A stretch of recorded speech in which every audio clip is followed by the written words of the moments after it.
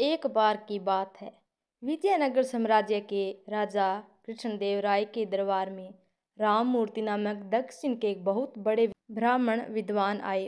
उन्होंने राजा कृष्णदेव राय से कहा, महाराज, सुनना है कि आपके दरबार में बहुत बड़े बड़े विद्वान हैं। मैं उन्हें विद्वान तभी मानूंगा जब उनमें से कोई यह बता सके कि मेरी मातृभाषा कौन सी है। फिर राममूर्ति ने एक एक कर तमिल, तेलुगु, कन्नड़, मलयालम भाषा में धारा प्रवाह बोलना चालू किया। उसकी बाजा सुनकर ऐसा लग रहा था मानो वह जिस भी भाषा में बोलते थे वह उनकी मातृभाषा है। उनके बोलने के तरीके से उनकी मातृभाषा का पता लगाना मुश्किल था। राजा कृष्णदेव राय ने तेनालीराम की ओर देखते हुए कहा, तेनालीराम, क्या आपने दरबार में ऐसा कोई विद्वान है जो इनकी मातृभाषा बतला सके?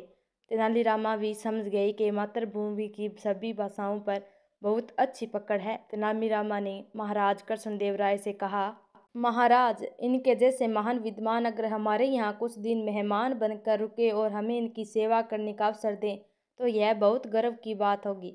महाराज कृष्णदेव राय भी तेनालीराम के इशारों को समझ गए और उन्होंने भी विद्वान से कुछ दिन महल में रोकने का अनुरोध किया। राममूर्ति 3 दिन महल में रुकने के लिए तैयार हो गई।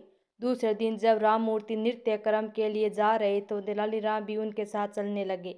रास्ते में कांटा राममूर्ति के पैर में चुभ गया और राममूर्ति ने अम्मा अम्मा बोलते हुए अपना पैर पकड़ लिया। तेनालीराम ने राममूर्ति के पैर से कांटा निकाला, जिससे राममूर्ति को आराम लग गया।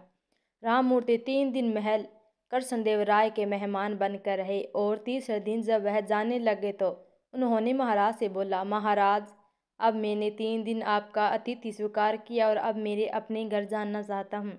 क्या आपके दरबार में कोई विद्वान है जो मेरी मातृभाषा बतला सके?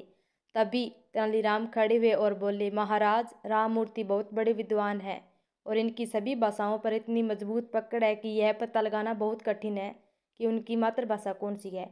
किंतु मैं दावे से कह सकता हूँ कि इनकी मातृभाषा तमिल है। यह सुनकर राममूर्ति बहुत प्रसन्न हुए और तेनालीराम से पूछा, तेनालीराम, तुम्हें कैसे पता चला कि मेरी मातृभाषा तमिल है? तेनालीराम बोले, जब आपके पैर में कांटा चुभा तब आपके मुख से अम्मा अम्मा शब्द निकले। जब व्यक्ति कठिनाई में होता है तो अपने माता पिता या परमेश्वर को याद करता है और वह भी उनकी मातृभाषा में। अम्मा शब्द तमिल का शब्द है, इसलिए आपकी मातृभाषा तमिल है।